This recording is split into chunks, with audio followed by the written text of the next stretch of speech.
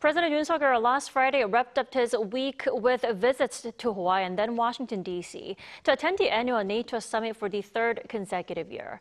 Although South Korea is an invited partner country, there was a significant interest in its role in global security amid growing concerns over the recent treaty between North Korea and Russia forging economic and military ties. We have our correspondent Oh Soo-young, who was there to cover the week-long summitry. Welcome back, Soo-young. Always good to come back here, Dami.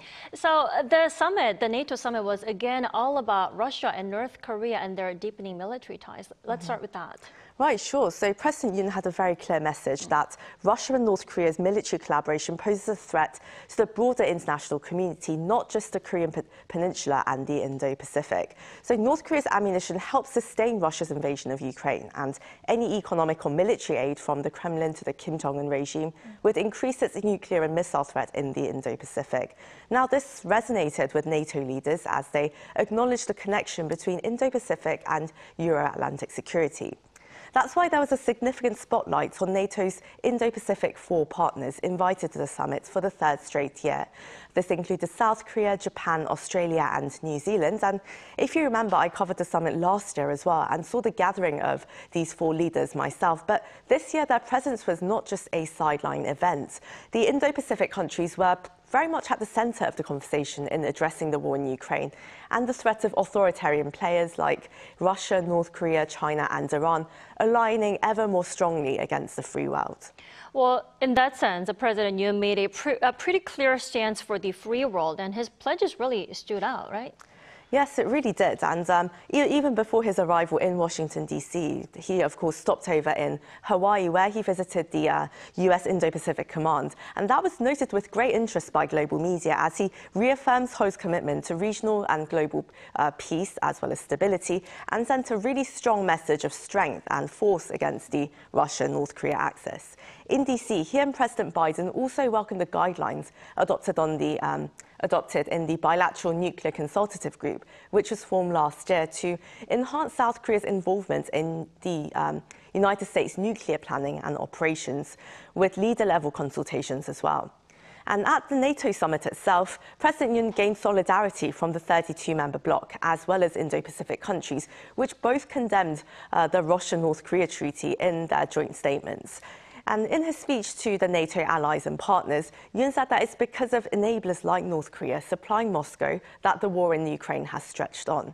He then pledged to double South Korea's contribution towards a trust fund for Ukraine that provides non-lethal military supplies.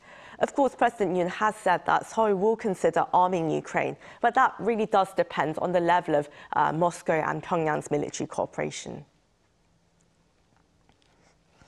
So we may want him to send weapons directly to Ukraine, but that would be against South Korean law. They would have to change the law first.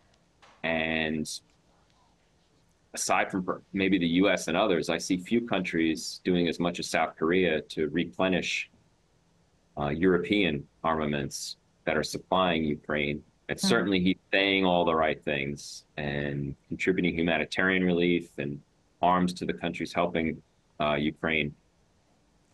President Yoon also met with NATO Secretary General Jens Stoltenberg, and they welcomed the agreements that South Korea made with the 32-member alliance. First of which was sharing South Korea's information on North Korea's weapons, as well as NATO's analysis of those weapons found in Ukraine.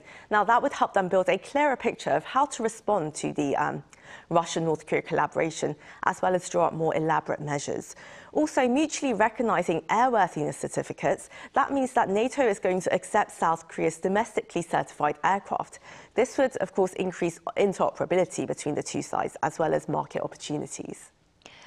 On top of that, Yoon's office said it will increase cooperation with NATO countries economically. Tell us more about that. Right, so President Yoon held more than 10 sideline bilaterals during the NATO event. And as South Korea has this diverse portfolio of advanced industries and technologies that link to both national and economic security, it offers many areas of partnership, from co-developing defense technology to building infrastructure with Finland, nuclear energy plants with the Czech Republic, space cooperation with Sweden, and as you can see, the list really goes on. South Korea is still structured around that imminent threat from North Korea, which they live with every day. only 26, 27 miles away from Seoul. So I think South Korea brings an awareness and a battle readiness that maybe other countries don't have. Plus, its superior technology. I think it's the 10th largest arms exporter in the world, and is really helpful in backfilling some of the European armaments that have been shipped to Ukraine. I know it's against South Korean law to send weapons directly into a conflict zone, but as we've seen in the case of its exports to Poland, it can help backfill those countries which are supplying Ukraine. So whether it's technology, battle readiness, experience fighting a communist neighbor, and or its superior arms industry, South Korea has a lot to offer NATO. Well, it seems that Seoul and Brussels' relationship will become closer and closer across, a wide range of common interests.